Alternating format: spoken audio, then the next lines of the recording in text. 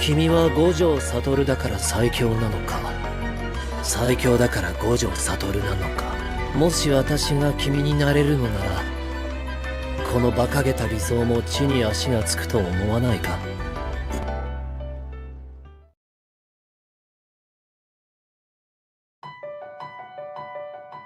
That question wasn't just ordinary banter.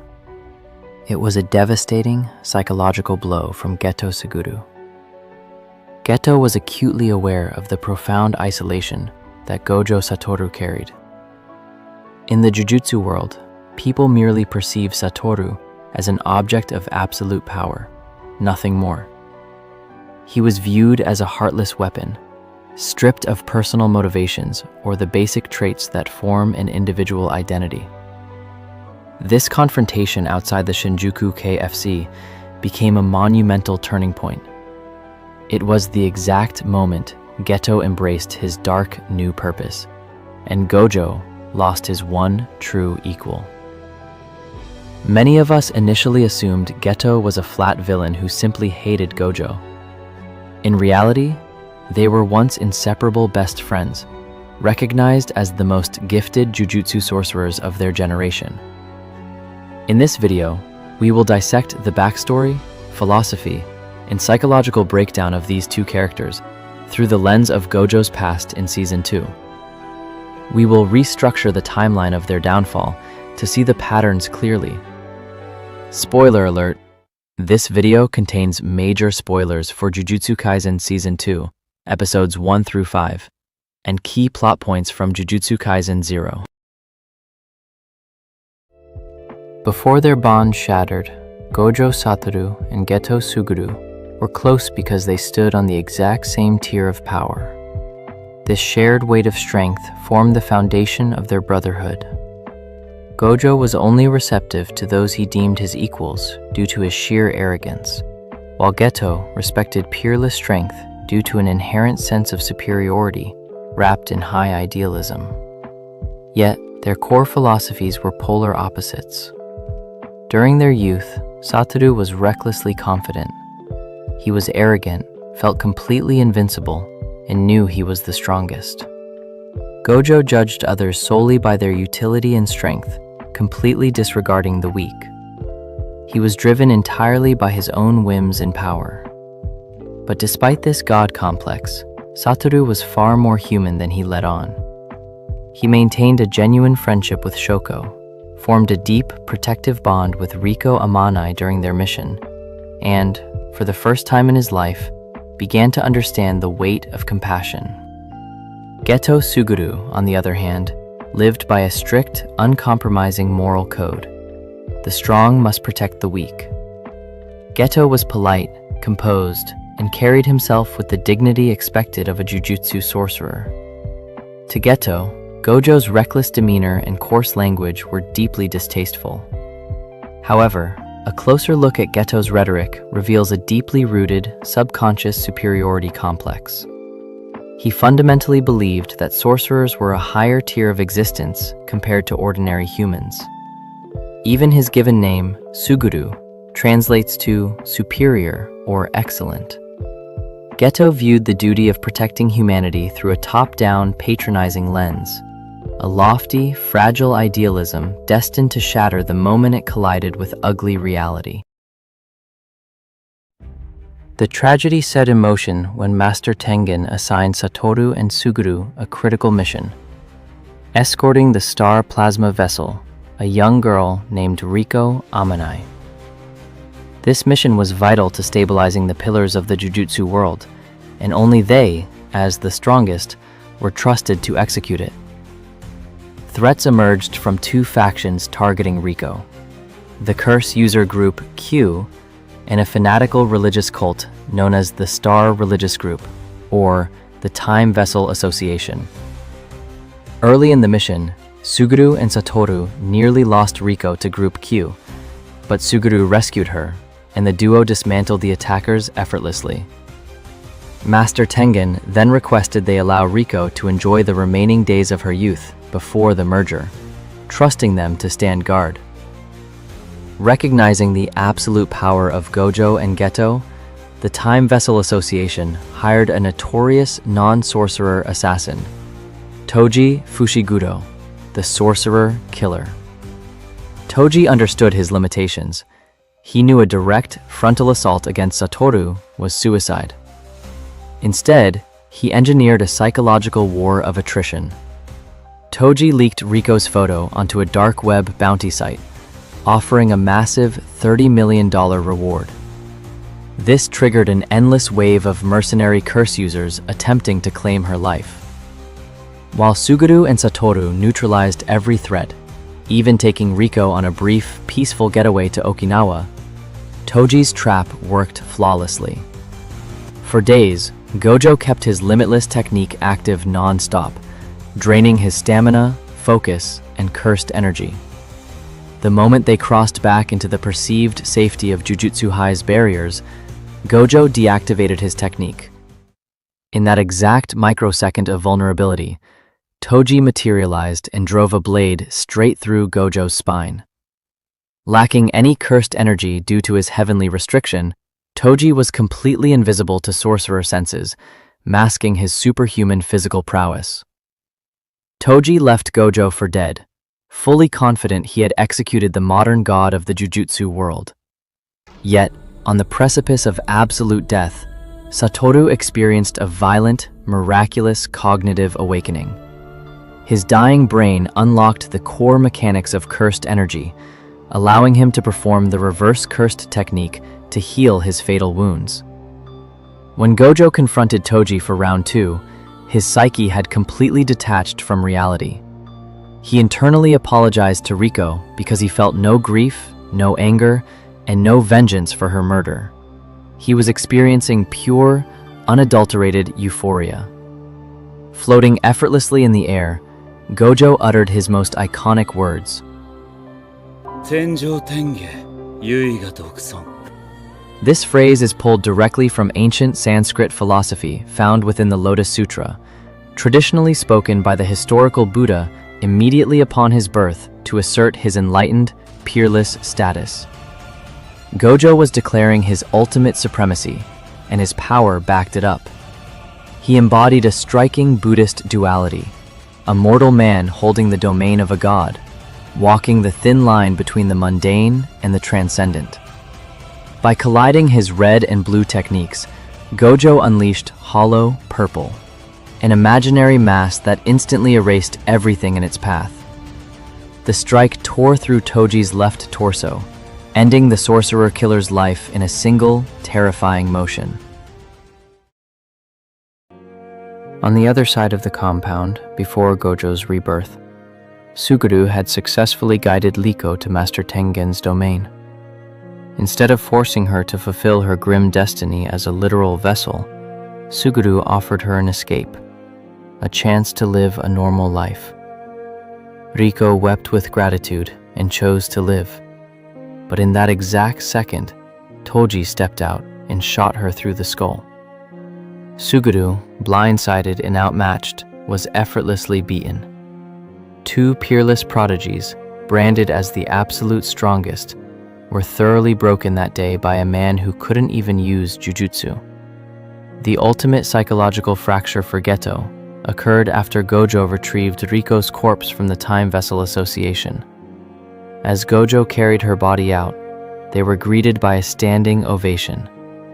The cult members were smiling, cheering, and clapping in celebration of a teenage girl's murder. Satoru turned to Suguru, utterly lost on what the moral course of action should be. Gojo had never cared about the weak before, but he cared about Riko. Seeing her innocence had almost convinced him to protect ordinary humans, but the joyful laughter of these people over her corpse filled him with pure disgust. Gojo calmly asked Geto if they should slaughter everyone in the room, admitting he wouldn't feel a shred of guilt. Geto, desperately clinging to his dying morals, stopped him, arguing that killing them would be pointless since these ordinary citizens knew nothing of the deeper jujutsu world. Yet Geto's frantic, trembling eyes betrayed his own words. His moral foundation had just sustained a fatal blow. Following the incident, Gojo Satoru, now officially recognized as the uncontested strongest, began taking on high-level missions entirely on his own. He became consumed by his own exponential growth, inadvertently leaving his partner behind. This cast Geto into a profound, suffocating isolation at the exact moment his mental health required an anchor. For the next year, Suguru was forced to continuously exercise and consume curses born directly from the negative emotions of the humans he despised. He described the taste of swallowing a cursed spirit as wiping up vomit with a filthy rag. Before, he swallowed this filth with pride for a noble cause. Now, every single time he consumed a curse, his mind flashed back to the smiling faces and clapping hands of the cultists who celebrated Riko's death. The weak humans he was sacrificing his sanity to protect were playing with the lives of sorcerers without ever facing justice. Geto's psyche decayed further upon meeting Yuki Tsukumo, a special-grade sorcerer whose philosophy centered on eradicating curses at the root by eliminating cursed energy from non-sorcerers entirely. During their talk, Geto voiced an extreme solution. Then why don't we just kill all non-sorcerers? Yuki validated it as the simplest path, but told Geto to decide what his true feelings actually were. Many fans blame Yuki for this moment, but she was merely acting as a mirror for a man who had already lost his mind to disillusionment. The final, crushing blows landed in rapid succession. Yuki revealed that Master Tengen had already stabilized because Jujutsu High simply utilized an alternate star plasma vessel. This realization shattered Geto. Riko's brutal murder and sacrifice meant absolutely nothing to the higher-ups. She was merely a replaceable commodity. Shortly after, Geto's bright, perpetually optimistic junior, Yu Haibara, killed on a mission botched by administrative incompetence. It was here that Geto reached his grim conclusion. All jujutsu sorcerers were trapped in an endless, agonizing marathon, where the finish line was nothing but a mounting pile of their friends' corpses. The further they ran, the more bodies they had to step over, all for a race that had no true meaning.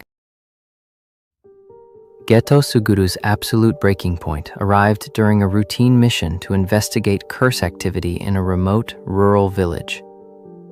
Upon arrival, he found no cursed spirits.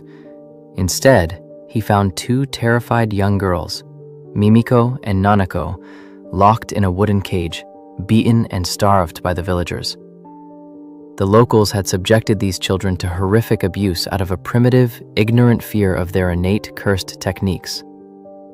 In that exact moment, Geto's rationality collapsed entirely. He saw the ultimate, cruel irony of his existence. Ordinary humans, who cannot control their cursed energy, are the literal factories producing monsters, and sorcerers must bleed to protect them from their own filth. Yet, in return, these monkeys, as he began to call them, tortured and hunted sorcerer children with a malice that rivaled the curses themselves. Geto unleashed his spirits and systematically slaughtered all 112 residents of the village. He liberated the two girls, defected from Jujutsu High, and forged a dark new identity as a rogue curse user. His mission was simple: rewrite the world by systematically exterminating non-sorcerers, ensuring no new curses could ever be born. Bizarrely, Geto never actually abandoned his original ideology. In his fractured mind, he still adhered to the rule that the strong must protect the weak. The only thing that changed was his definition of the victim. After witnessing the atrocities of humanity, Geto realized that the true weak in this world were the jujutsu sorcerers who were constantly used as sacrificial lambs. His descent into darkness felt completely justified to him. Curses are born as monsters without a choice, but humans possess the conscious free will to choose kindness, yet they repeatedly choose cruelty. When Masamichi Yaga broke the news of the massacre to Satoru, Gojo was so paralyzed with disbelief that he clenched his fist until his knuckles bled.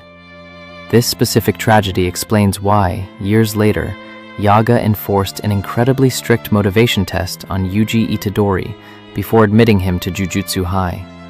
Yaga rejected superficial answers because he knew firsthand that even a person with the most noble intentions, like Geto, could completely fracture if their mental foundation was hollow. When the two friends finally confronted each other in Shinjuku, Gojo demanded an explanation for the madness. It was here that Geto flipped the script, delivering the two existential questions that stripped Gojo of his identity. Are you the strongest because you're Gojo Satoru? Or are you Gojo Satoru because you're the strongest? This was Geto's way of forcing Gojo to look at the emotional chasm that had formed between them. Previously, they were close because they shared the burden of the peak. Geto was the only person who could see Satoru's humanity, his flaws, and his heart beyond his status as a living weapon. But when Gojo ascended past Geto's limits to become an untouchable god, he became entirely consumed by his own strength, blind to his best friend's quiet drowning. Losing the only person who truly understood him left Gojo in a state of absolute isolation. This specific loneliness ultimately motivated Gojo to become a teacher at Jujutsu High. He found a new purpose: foster a strong, capable new generation of sorcerers so that in the future, no individual would ever have to bear the crushing weight of the world alone and break the way Geto did. In a deeply twisted, tragic way, Geto's radical crusade even carried a hidden sacrifice for his best friend. One of the underlying motivations for Geto's plan to eradicate humanity was to relieve Gojo of his burden as the strongest. In a world completely purged of curses, Gojo Satoru would no longer need to exist as a weapon of deterrence. He could finally lay down his arms and live as an ordinary human being. Ultimately, through this tragic backstory, Jujutsu Kaisen presents an exceptional subversion of Buddhist duality. On one side, we have Satoru, the realist Buddha. He is fully aware that he is the honored one throughout heaven and earth, yet he suppresses his personal ego to maintain the equilibrium of the existing world, accepting its flaws and working within its system. On the other side, we have Suguru, the idealist Buddha. He attained his own dark spiritual enlightenment after witnessing the cyclic rot of the curse world. He dons the traditional robes, but chooses a radical, violent path to dismantle the hypocrisy of the old world, to create a sanctuary for the people he loves. Though they walk down two parallel paths, moving in opposite directions, ending in unavoidable tragedy, they remained each other's one true best friend until the very end. Because in a world fundamentally corrupted by curses, they were the only two people who ever truly saw, walked beside, and understood one another beyond the terrifying scope of their power.